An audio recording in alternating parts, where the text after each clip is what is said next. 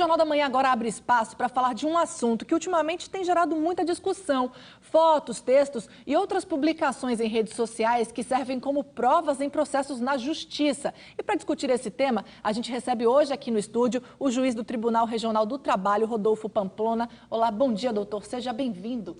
É um prazer estar com vocês mais uma vez e sempre à disposição dos nossos colegas. Bom dia, doutor Pamplona, sempre um prazer tê-lo aqui. Olha, gente, o caso é o seguinte, entenda aí. Uma baiana que trabalhava no estado do Amapá sofreu um acidente de trânsito e morreu, isso em agosto de 2012. Ela estava, segundo consta, num carro da empresa e, segundo a família, iria para o trabalho. Só que a empresa alegou que a baiana, na verdade, estaria usando o carro da empresa para ir a um show da cantora Ivete Sangalo. E foi aí que a internet ajudou a resolver esse imbróglio, a esclarecer esse caso. O juiz Rodolfo Pamplona, nosso convidado aqui hoje do estúdio, foi o autor da sentença. Ele descobriu, pesquisando ele próprio na internet, que o acidente ocorreu horas depois do show. Ou seja, derrubou o argumento da empresa de que a baiana estaria usando indevidamente o veículo. Além de obrigar a empresa a pagar uma multa de R$100 mil por danos morais, o juiz também autorizou o pagamento de uma pensão vitalícia para os pais da baiana. Doutor Pamplona, essa decisão chama a atenção, né, pela decisão. O senhor mesmo foi lá, vasculhou, pegou essas provas. O que pode contar nessa hora no processo? Na verdade, essa é uma questão muito interessante. Por quê? Porque nós estamos mudando um pouco a lógica do processo. Porque, tradicionalmente, na área do direito, a gente tem uma frase, um bordão, né? Aquilo que não está nos autos, não está no mundo. Ou seja, eu só posso olhar literalmente o que está ali pelas partes. Mas, na verdade, nós temos hoje um novo horizonte. Nós temos, em função das mídias, em função das redes sociais, a possibilidade de pesquisar sobre fatos da vida que são de conhecimento público. Eu fico brincando com os meus amigos, dizendo, na verdade, o que não está no Google não está no mundo. O curioso também, doutor, é que para o senso comum, para a maioria das pessoas, esse trabalho de busca, de investigação, cabe às partes, aos advogados, seja a defesa ou seja a acusação. Enfim, nesse caso, o senhor, o juiz, foi lá, pesquisou e encontrou esse elemento que se viu como prova na ação. Isso não é algo muito comum hoje, né? Na verdade, há uma perspectiva diferenciada dessa atuação do magistrado. O que é que nós queremos? Buscar a verdade.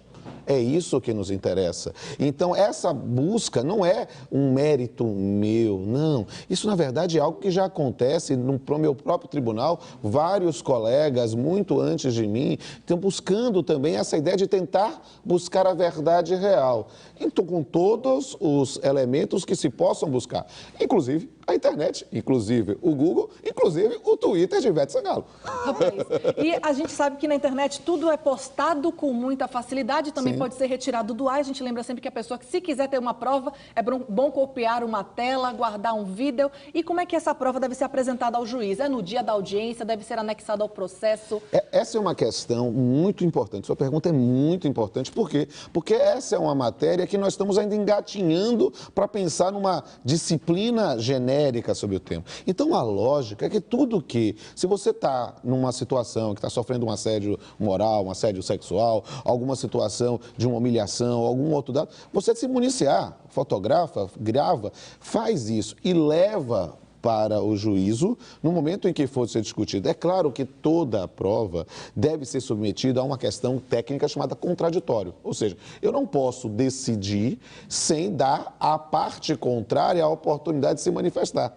A grande vantagem dessa situação peculiar é que esse elemento, uma pesquisa num site, uma pesquisa no dado, está disponível para qualquer uma das partes. Não é uma prova restrita que alguém, de repente, estou surpreso. Não, qualquer um que simplesmente digitasse, acessa. Numa situação de uma gravação, numa situação de gravação de audiovisual, gravação de alguma situação, ou a gravação de áudio, tudo deve ser levado ao juízo para que a parte contrária possa se manifestar. A ideia é que juntos realizemos a justiça. Inclusive, essa parte contrária tem a prerrogativa legal de contestar a veracidade dessas provas apresentadas. Porque não é pelo fato de alguém trazer uma gravação que aquilo vai ser verdadeira, porque pode ser uma montagem, pode ser um dado, ou pode ser aquela regra básica.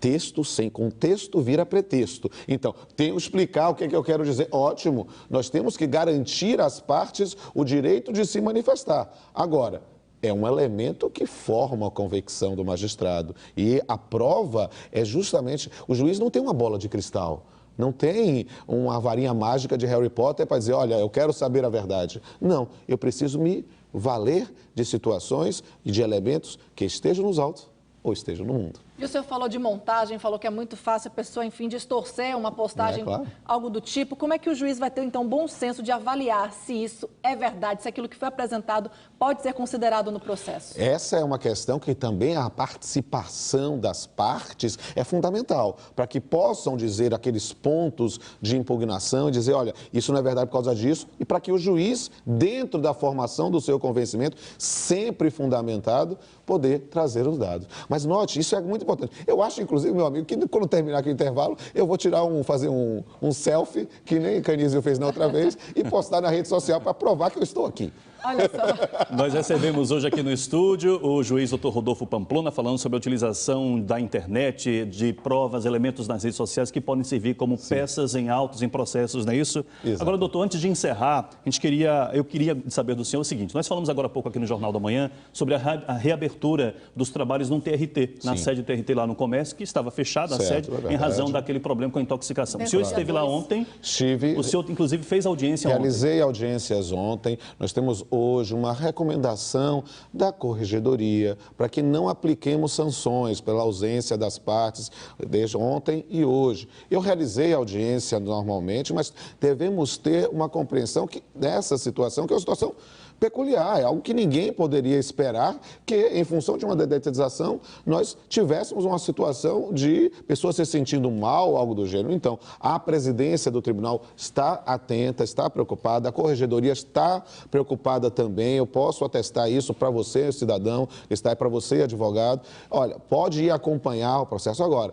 A situação básica, se é alguém que está numa situação de sensibilidade, porque está grávida ou tem, por exemplo, alergia, informe que a sua audiência será remarcada. É um momento de verificarmos como as condições, porque nós estamos aí para servir o cidadão. Tá bom, doutor Pamplona, obrigado mais uma vez pela presença aqui no Jornal da Manhã. Bom dia. Um beijo a todos.